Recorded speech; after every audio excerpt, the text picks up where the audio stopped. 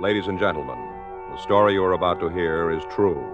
The names have been changed to protect the innocent.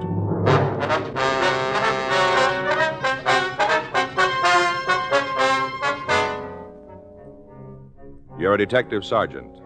You're assigned to robbery detail. A gunman has robbed a bank in your city. From his method of operation, you know he's dangerous. Your job, get him.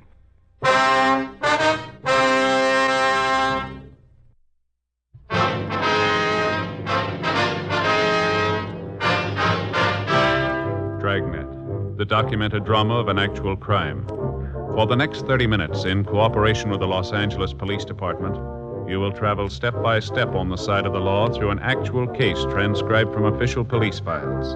From beginning to end, from crime to punishment, Dragnet is the story of your police force in action. It was Wednesday, May 4th. It was warm in Los Angeles. We were working the day watch out of robbery detail. My partner's Frank Smith. The boss is Chief of Detectives Thad Brown. My name's Friday.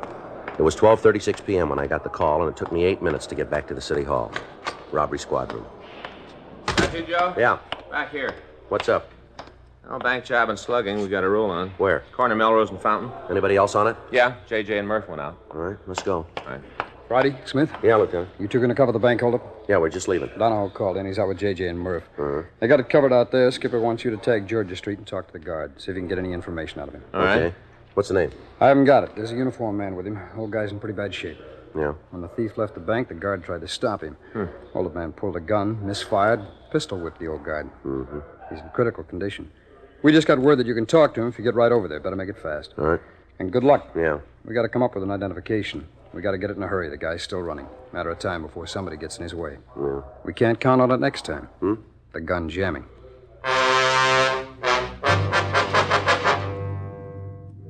12:47 p.m. Frank and I left the city hall and drove over to Georgia Street Receiving Hospital. It took us 5.5 minutes traveling code 3. We went up to the 3rd floor and met the officer who'd been with the guard. You fellas from Central? Yeah, Friday and Smith. I want to see the victim. You missed him. What do you mean? He died 5 minutes ago.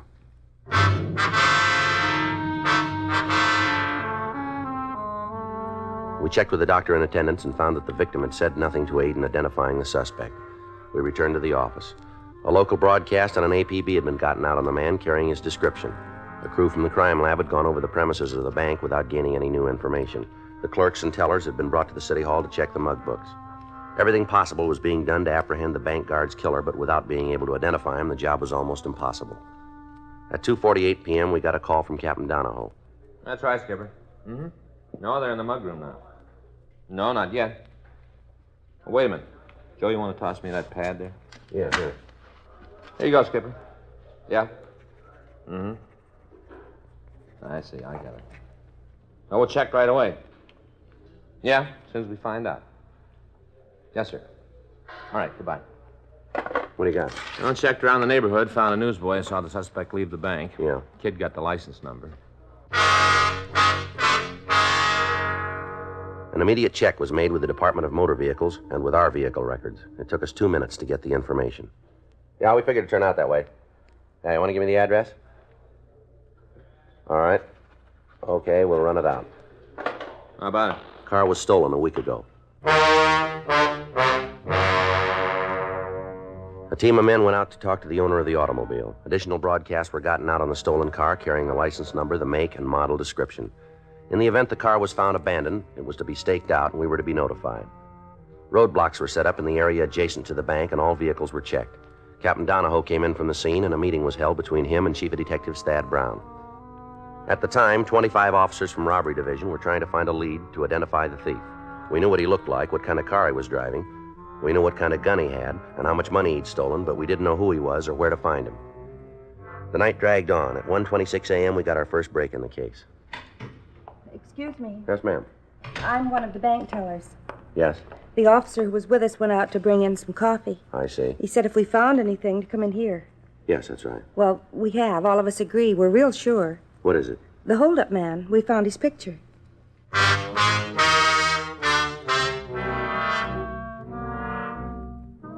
The suspect was identified as Thomas Bud Carey, WMA, 26 years. According to his package, he'd been arrested the first time when he was 16. He'd served a total of 5.5 years in state institutions. We checked with Fred Galloway of the Adult Authority and found that there was an outstanding warrant on Carey for parole violation. Additional broadcasts were gotten out carrying his name and description. Officers in the field were notified of the latest developments. While other teams of men covered Carey's known hangouts and friends, Frank and I left the office and drove out to see his mother. She lived in a rundown apartment house on the east side of town. The building was dark when we got there. Yeah, here it is, number 5. Watch your step. Yeah, they ought to put a light in here. This ought to be it. Yeah. Take it easy, Carey might be here. Who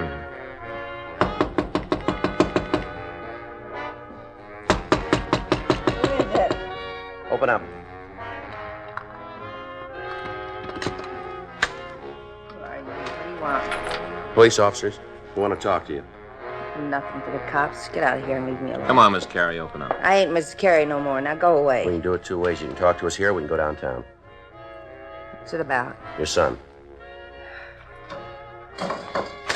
On in. Where's he going?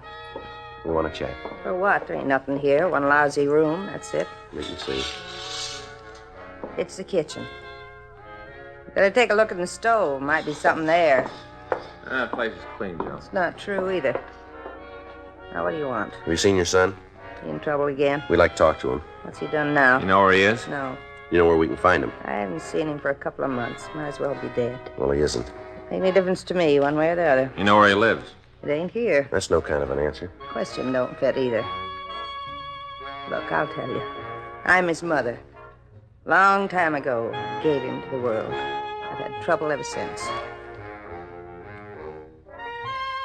Gallagher again. Fell asleep with the radio on. Lady, you got any idea where we can find your son? Nope. You got any close friends? Maybe. If he has, I don't know. How about girls? What about him? Has your son got one? Last time I saw him, he had a couple. Both of them married. Same as always. He couldn't do anything the easy way. If it wasn't a problem, he'd make one. Yeah. Is there any place he'd go if he was in trouble? What kind? Ma'am? What kind of trouble? What's he done this time? It'd be better if we talked to him about it. Yeah, always that way. Talk to him. Won't do any good. I tried for a lot of years. Didn't do no good. No. You know why? What's that? You know why it don't do no good? Go ahead. Because he don't listen. You can stand right in front of him and scream the top of your head right off, and he don't hear you. Is that right? He was little. First time I caught him stealing, I talked. All day and all night. For a week, I talked. He stood there and looked at me. When it was over, you know what he did? You know? No, ma'am. He did it again. Every time he turned around, he stole something. I tried it all. Beatings, yelling, all of it. I tried it all. His father walked out when Bud was 6, left us by ourselves. I did everything I could to bring him up right. Read the books, saw the minister.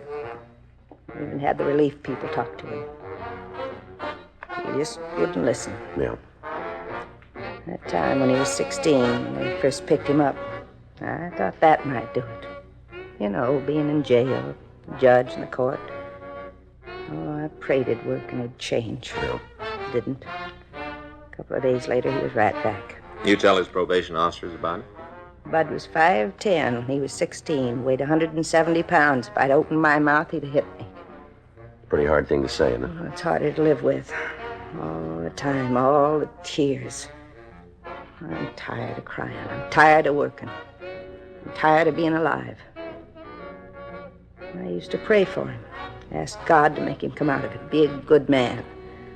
I prayed and I prayed. And I figured I was praying for the wrong thing. So I changed. Yeah. I know him. I know how he thinks and what he'll do.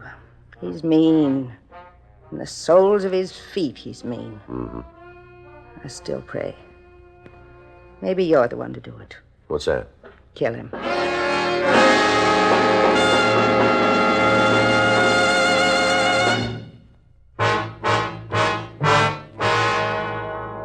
Frank and I arranged for a stakeout on the building, then we drove back to City Hall. Captain Donahoe and Chief Brown were directing the search from the robbery office. The morning papers had carried the story, and we were receiving calls from citizens who'd seen Carey. From the report, it was believed he'd gotten out of the blockade area and he was heading for the San Fernando Valley. Roadblocks were thrown up on streets leading off the freeway, and additional men were called in from the Valley Division to aid us in the search. 7:42 a.m. It had been 19 hours since Carey had held up the bank. In that time, the entire facilities of the police department had been devoted to his capture. Lieutenant Dave Terry from the sheriff's office had joined Captain Donahoe and was coordinating their activities with ours. 7:45 a.m. Frank got back with some hot coffee. Anything new? No, got a report Carey was seen at the Vineland cutoff. Check out? Don't know yet. I got some coffee for you, George. Oh, thanks. Anything happen? Yeah, we got him pinned down. Where? Valley. A lot of ground. Well, we just got a call. Carey pulled into a gas station in Riverside. Attendant recognized him. Tried to stall. Carey got wise, started to leave. Yeah. Pulled a gun and shot the man up pretty bad. Kill him? No, they got him in Valley Emergency. What about Carey?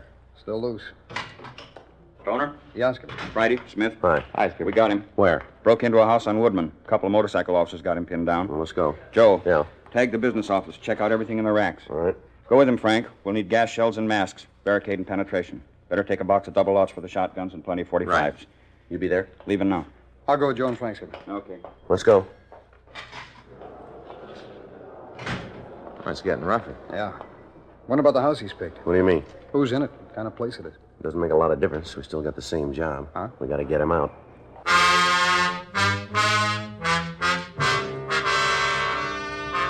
We left the city hall and drove out to the valley, code 3. By the time we'd gotten there, several other officers from Central Robbery and the Valley Division were on the scene. We talked with Sergeant Pat Murphy of our office. What do you know about the place? 6 rooms.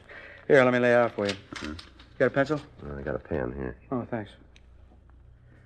All right, now, the house is built in the shape of a U. Mm-hmm. The living room runs along the front, and the dining room here on the corner. Here? Yeah. Now, the kitchen is here, and here's the back door. Any cover there? Officers are found him while watching it. Yeah. There's a closet here off a service porch. Yeah, go on. On the other side, there's a bedroom here, door, there's a bath, and another bedroom. Just the 2 doors. Yeah, the front and the one off the kitchen. Where'd you get this layout? I talked to the woman next door. She's a friend of the family, owns the place, been inside a lot. Where are they? With the family? Yeah. Well, we're not sure. Her neighbor says she thinks they're all out, and the man goes to work at 6. Woman usually drives the kid to school about 7:30. Who put out the call? Motor officers. They saw the car parked at the curb, went to check it out. Curry was inside. He made the house. They try to get him out yet? No, they weren't sure he was alone.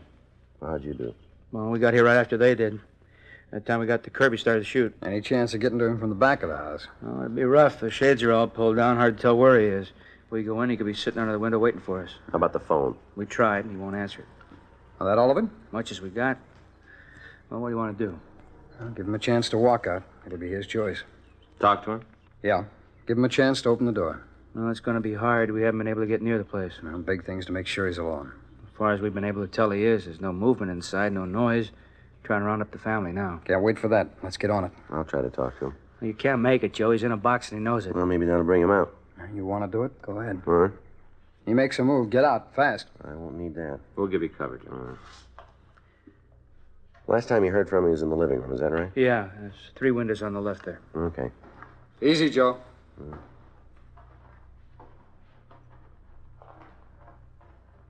Carrie? Carrie? Carrie? Come on, Carrie. You can't sit in there forever. Play it smart. Walk outside and it'll be all right. Don't cause any more trouble now. How about it? Carrie? You're making it rougher on yourself. Come on out, Carrie. You can't win. You know that.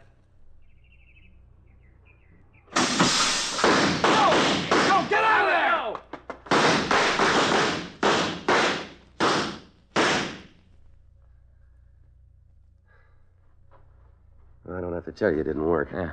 Clock ran out before you started. Carey isn't going to walk. No. Well, he called it. Yeah. Get the gas guns.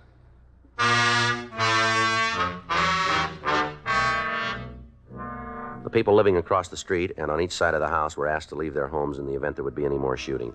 The riot guns were brought from the car and they were loaded with penetration gas shells. Because of the physical layout of the house, it was decided to shoot into the rear of the building and try to drive the suspect toward the front of the place. Officer Murphy, along with Lieutenant Stoner, went back to the alley that ran along the rear of the property. The 2 uniformed men covered the sides of the house, and Frank and I took up our stations in front of the building. 9:14 a.m. How's the time? Well, they ought to be in position. Mm-hmm. You all set on that gun? Yeah, it's all set. You think he'll give up? I don't know. Flip a coin. Ought to be laying it in now pretty quick. There it goes. The way the house is divided, he could close the doors to the back rooms and keep us going for a while. We still have an idea where he is in the house. Yeah. He's sure pouring it in. Yeah. That's lousy stuff. Hmm? Tear gas. Lousy. Still remember it from the academy. Frank. Front window. See it? No, where? Shade was pulled back. I think I saw something. Was it Carrie? Get to Stoner. Tell him to hold the gun. Yeah. There's a woman in there with him.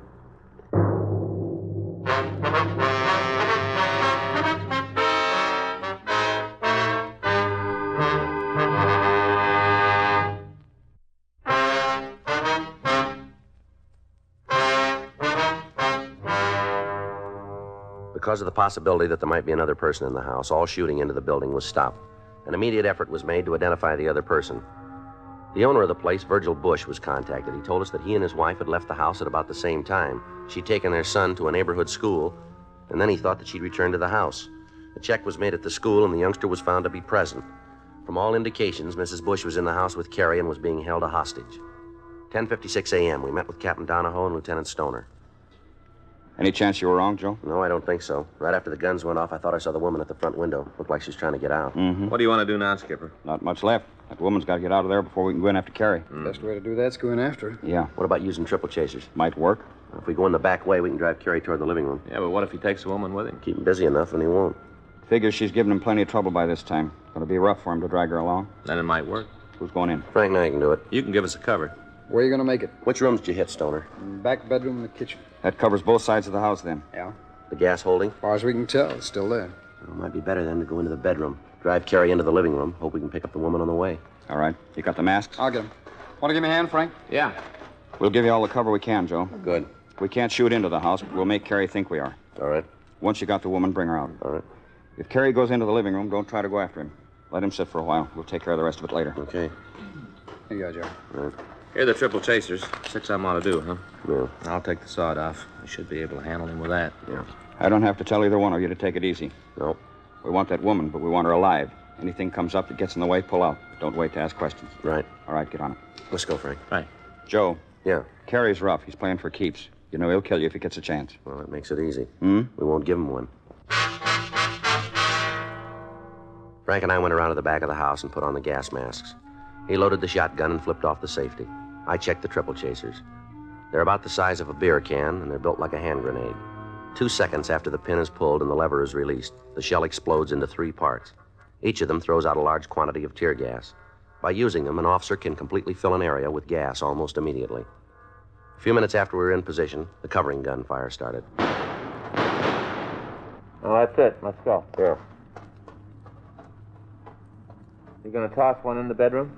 Better. Make sure it's clear. Okay. I'll watch it. Go ahead. I'll cover you. Right. All right, come on. All right. That's clean. Yeah, let's get the next room. It's the bathroom, isn't it? Should be. Once you get the door, I'll toss the shell. Right. Wait a minute. Wait a minute. You got the pin? Wait a minute. All right, go ahead. Give it a second. Okay. All right, let's go. It's empty. Yeah. Bedroom next. Uh-huh. Hold it. Okay. Now let's go. It's Carrie. He's in the living room. You better get him. Wait a minute. Huh? On the bed, it's the woman. Come on, we better get her out of here. Right. You make it? I think so. Get that window, will you? Yeah. Wait till I get the shade. I'll go first, and I'll take her on the outside. All right. Hold it right there, Carrie. It's us, Murph. Friday and Smith, give us a hand. We got the woman. Here, let me help. Okay, Joe. All right, you got her? Yeah. All right. Come on, let's get her out of here. Wait till I get this mask off, will you? Okay, Joe. Wait a minute. Yeah. How's the woman? Well, she seems to be all right. Want to give me a hand getting this tape off? Yeah. Thank God you made it. I thought he was going to kill me. Every minute I thought he was going to kill me. You're all right now, Miss Bush. Take it easy. He's crazy. That man's crazy. If you hadn't got it, he'd have killed me. Sure, I know. All right, Miss Bush. Let's get out of here. Come on. You got her, huh? Yeah, Skipper. You all right, ma'am? Yes, it isn't his fault, though. I've never seen anybody like that before. All right, Mrs. Bush. You want to take her to the car, Murphy? Sure. Just a minute, ma'am. What? Can you tell us how many guns Carrie's got? What? How many guns did you see? What difference does it make? Makes a lot of difference to us. I don't know. He's got a pistol. Yeah, we saw that. Anything else? Yeah, he's got a rifle, too, a shotgun, I think. Did you see it? He brought it into the house. Where is it? What do you mean? What part of the house is it in, do you know? The front room, I guess. That's where it was the last time I saw it. Has he got any shells for it? Yeah, a lot of them. Had his pockets full. All right, that's all. Thank you. You gonna get him now? We're going to try. You'll have to shoot him. Ma'am? He told me so himself. Said you wouldn't take him alive. Uh-huh. Told me if you tried, he'd take a couple of you with him. Well, it isn't going to change things. Hmm? He's still going.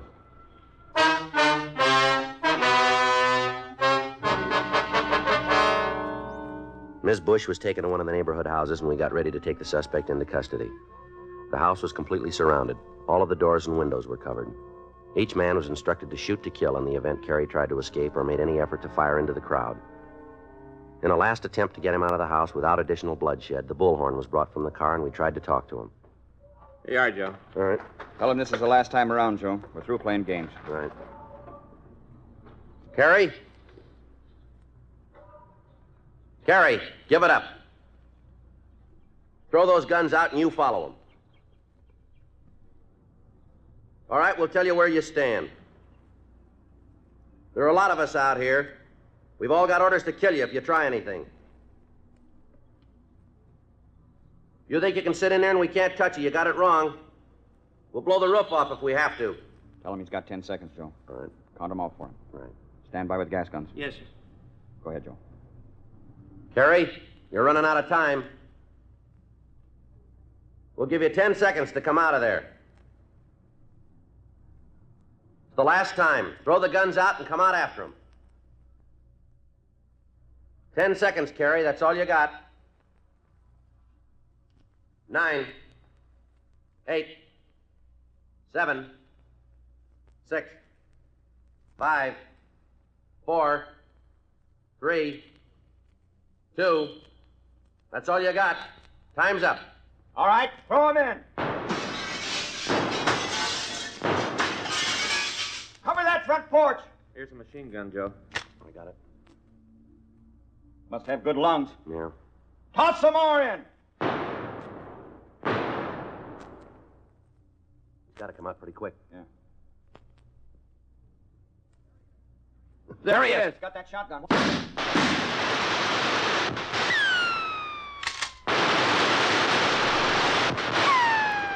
He's down. Yeah. Easy now. Carrie. Carrie? Not moving. All right, cover me. Yeah. How about it? It's all right. Must have been dead when he hit the floor. Yeah, we were lucky. I don't know. What? We had to kill him.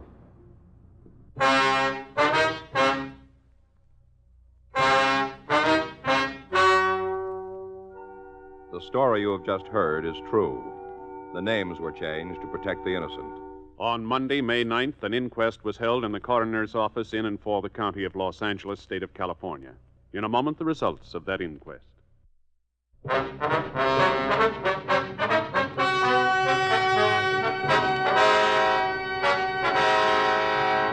The coroner's jury found that the death of Thomas Herbert Carey was caused by gunshot wounds resulting from an attempt to resist arrest. The officers were absolved from blame.